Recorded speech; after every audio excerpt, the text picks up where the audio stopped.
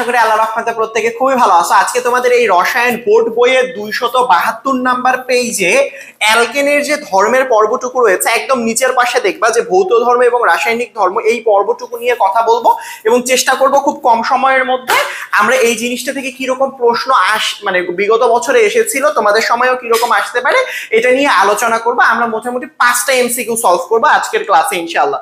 তো প্রথমে যদি বলি অ্যালকেনের ধর্ম, যে কোনো কিছু ধর্ম না রাসায়নিক ভাবে দুই রকমেরই হতে পারে। একটা হচ্ছে বাহ্যিক ধর্ম আর একটা হচ্ছে অভ্যন্তরীণ ধর্ম।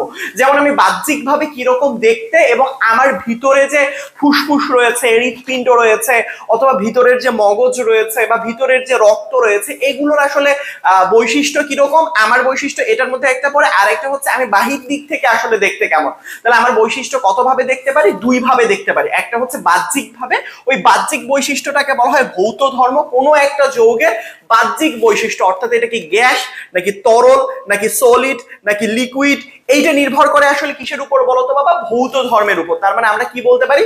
ভৌত ধর্ম মানে কি? ভৌত ধর্ম মানে হচ্ছে যে ভাই এটা আসলে কেমন, এটা তরল নাকি গ্যাস নাকি হচ্ছে কঠিন। আর রাসায়নিক ধর্ম মানে কি? রাসায়নিক ধর্ম মানে হচ্ছে গিয়ে তোমার সে কি কেমিক্যালি চেঞ্জ হবে, তার কি সংকেত চেঞ্জ হবে, সহজ ভাষায় বলতে গেলে তার সংকেত কি আগের মতোই আছে নাকি তার সংকেতটা চেঞ্জ হয়ে গিয়েছে, এটাই হচ্ছে তার রাসায়নিক ধর্ম। অ্যালকেনের ক্ষেত্রেও দেখা যায় রাসায়নিক ধর্ম মানে তার হচ্ছে টোটাল ধর্ম হচ্ছে দুই রকমের, একটা হচ্ছে ভৌত ধর্ম, একটা হচ্ছে রাসায়নিক ধর্ম। অর্থাৎ একটা হচ্ছে বাহ্যিক ধর্ম আর একটা হচ্ছে অভ্যন্তরীণ ধর্ম। কেমন? সো আমরা যদি ভৌত ধর্মের কথা বলি, বইয়ের মধ্যে দেখবা খুব সুন্দর করে লিখে দেয়া। প্রথমেই দেখবা একটা জিনিস, প্রথমে ওরা যেটা লিখেছে সম্পৃক্ত হাইড্রোকার্বন বা অ্যালকেন। আচ্ছা, সম্পৃক্ত হাইড্রোকার্বন বা অ্যালকেন মানে কি দুইটা কি আলাদা জিনিস? উত্তর হচ্ছে না। সম্পৃক্ত হাইড্রোকার্বনকেই অ্যালকেন বলা হয়, এটা আমি পড়িয়েছিলাম। বুঝতে পেরেছো? আবারও বলতেছি, সম্পৃক্ত হাইড্রোকার্বনের আরেকটা নাম অ্যালকেন। তাহলে আমি যদি এখন থেকে বলি অ্যালকেন মানে কি? সম্পৃক্ত হাইড্রোকার্বন। সম্পৃক্ত হাইড্রোকার্বন মানে কি? অ্যালকেন। এটা একটু মনে রাখবার। অসম্পৃক্ত মানে হচ্ছে অ্যালকিন, অ্যালকেন এগুলো হয়। এবার আসো, এদের বলছে সম্পৃক্ত হাইড্রোকার্বন বা অ্যালকেন একই কথা।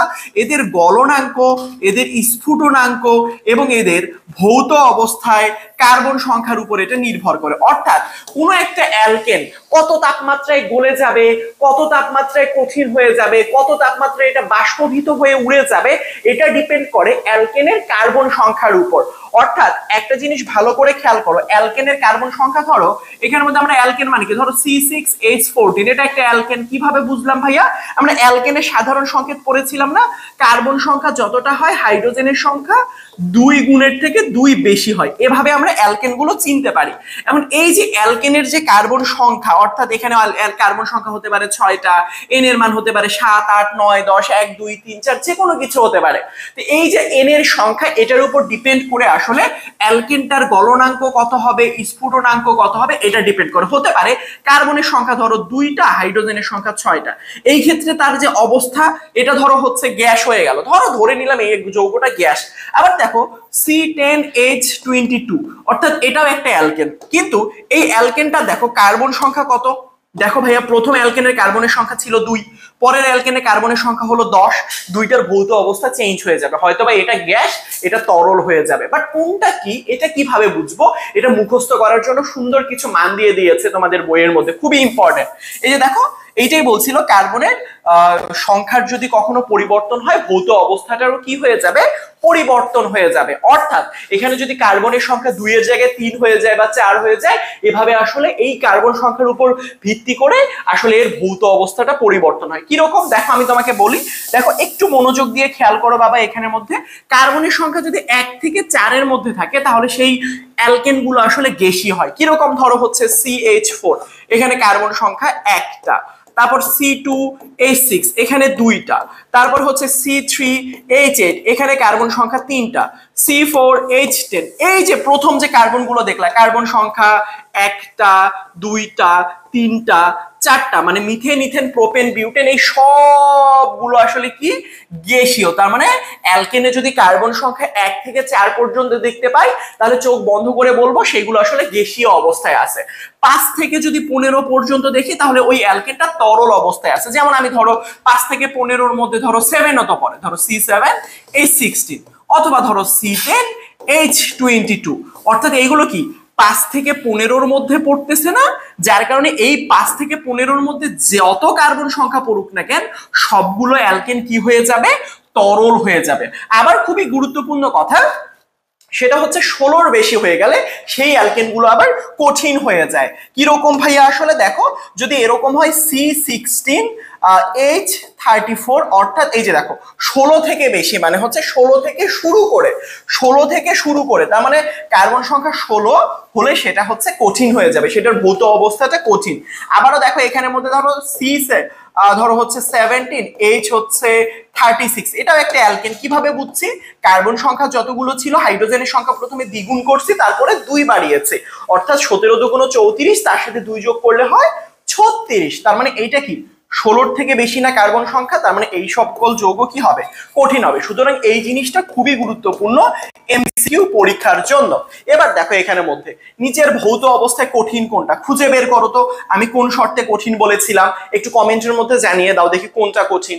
ভৌত অবস্থায় তরল কোনটা, তরলের ক্ষেত্রে কার্বন সংখ্যা কত থেকে কত হয় একটু খুঁজে বের করো তো। তবে মনে রাখতে হবে সব ওই যৌগটা কিন্তু অ্যালকেন যেন হয়। ধরো ভৌত অবস্থা তরল 5-এর থেকে বেশি হইলে, ধরো C6H12, এখন বলতে পারো যে ভাই 5-এর থেকে বেশি হইলে তো তরল হয়, তাহলে এটা তো 6, কিন্তু গাধা এটা অ্যালকেন না রে, এটা হচ্ছে অ্যালকিন। এটা হচ্ছে কি অ্যালকিন, এটা মনে রাখতে হবে। কিন্তু অ্যালকিন হইলে আবার দাগাই দিও না, কেমন, অ্যালকিন হইলে আবার অপশনের মধ্যে উত্তর দাগাই দিও না। আমরা এগুলো অ্যালকেন পড়তেছি, মানে ধরো 7 কার্বনের বেশি উদাহরণে দিয়ে দিছে, মানে ধরো 8 কার্বন দিয়ে দিছে এইটা, বা ধরো হচ্ছে এইটা, কিন্তু এটা একটা অ্যালকেন, তাহলে তো আমি দাগাইতে পারবো না, তাহলে আমাকে অ্যালকেন হতে হবে, এইটা যাতে আমার অবশ্যই খেয়াল থাকে। তো এই পরেরটা উত্তর দাও তো দেখি ভাইয়া, ভৌত অবস্থায় কঠিন কোনটি খুঁজে বের করো দেখি, কত হলে কঠিন হয় একটু কমেন্টে জানিয়ে দাও। রাসায়নিক ধর্ম আমরা অ্যালকেন জানি, রাসায়নিকভাবে অনেকটা নিষ্ক্রিয়, যার কারণে অ্যালকেনকে প্যারাফিন বলা হয়। প্যারাফিন মানে রাসায়নিকভাবে অনেক নিষ্ক্রিয়, কারণ এখানে কার্বন কার্বন একটা বন্ধন থাকে, যেখানে একটা বন্ধন থাকে সেই সকল যৌগ কখনোই ভাঙতে চায় না। তাহলে এরা সাধারণত অ্যাসিড, ক্ষারক অথবা জারক অথবা বিজারক, এদের কারো সাথে বিক্রিয়া করে না। খুবই গুরুত্বপূর্ণ, এই 4টা নাম একটু আমাকে মনে রাখতে হবে।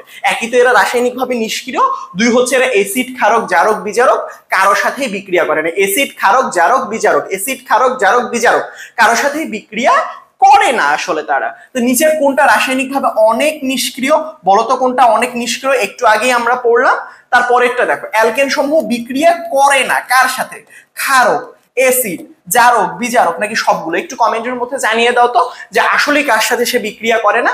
আশা করি তোমরা বুঝতে পেরেছো। এই কয়েকটা এমসিকিউ যদি এই জায়গা থেকে পড়ো, 5টা এমসিকিউ, বাট অন্য টাইপের কার্বন সংখ্যাগুলো মনে রাখতে হবে, কোনটা কখন গ্যাসীয় হয়, তরল হয়। সো ইনশাআল্লাহ তোমাদের আর কোনো সমস্যা হবে না।